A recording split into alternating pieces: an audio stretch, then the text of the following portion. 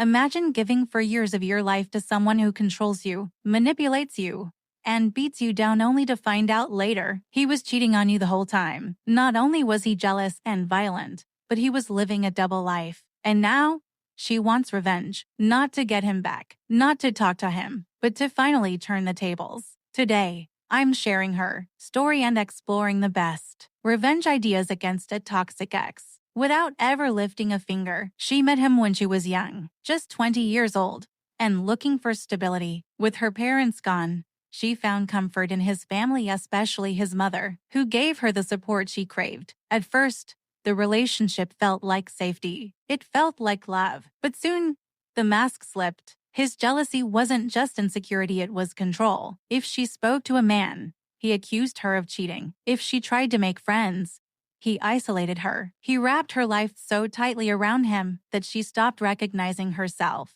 And when he couldn't hold that control anymore, he exploded. The neighbors heard the fights. The police were called more than once. They even urged her to file complaints. But she didn't. Like so many trapped in toxic relationships, she was manipulated into feeling guilty for him. She thought maybe she was the problem. Maybe he just needed help. She stayed, even as the violence grew, even as her world shrank. For years of her life disappeared into his shadow. It wasn't until therapy, until late nights of crying with supportive friends, that she finally broke free. 2 years ago, she cut the ties and started to rebuild her life. Slowly, piece by piece, she began to heal. She learned how to laugh again, how to trust herself, how to feel safe in her own skin. She thought she was free. But then came the discovery that reopened every wound. She found out that the same man who had accused her of betrayal, who had screamed about loyalty, who had raised his hands against her when he felt insecure, was cheating on her the entire time. Every single time he claimed to be losing control, every time he accused her of dishonesty, he was the one living a lie. That truth cut deeper than anything else, because suddenly, the story she thought she knew was rewritten. The violence was already unforgivable, but the betrayal made it feel like her entire past had been built on a cruel illusion. That's when the anger returned, not the kind that makes you cry, but the kind that makes you want revenge. The kind of anger that says, no,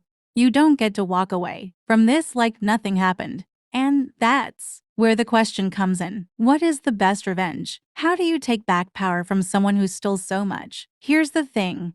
Revenge doesn't always mean destruction. The sweetest revenge isn't about screaming at him, or ruining his things, or going back into that toxic cycle. The real revenge is making sure he can never control you again. But that doesn't mean you can't get creative. Sometimes, silence is the loudest answer. Living well, being happy, thriving in ways he swore you never could. That's the kind of revenge that eats away at toxic people. Nothing hurts them more than knowing they don't matter anymore. Sometimes revenge is about reputation. Without ever calling him, without ever sending a message, you can let people know the truth. Sharing your story publicly, warning others, making sure his mask slips in front of the world. Exposure is poison to manipulators. They can't stand it. Sometimes it's symbolic, writing letters you'll never send, burning old photographs, taking back every ritual he used to control you. These symbolic acts may seem small, but they shift power back into your hands. And sometimes, the most indirect revenge is the strongest, succeeding in the areas he once told you were impossible, building a career, forming deep friendships, living a life that he will never,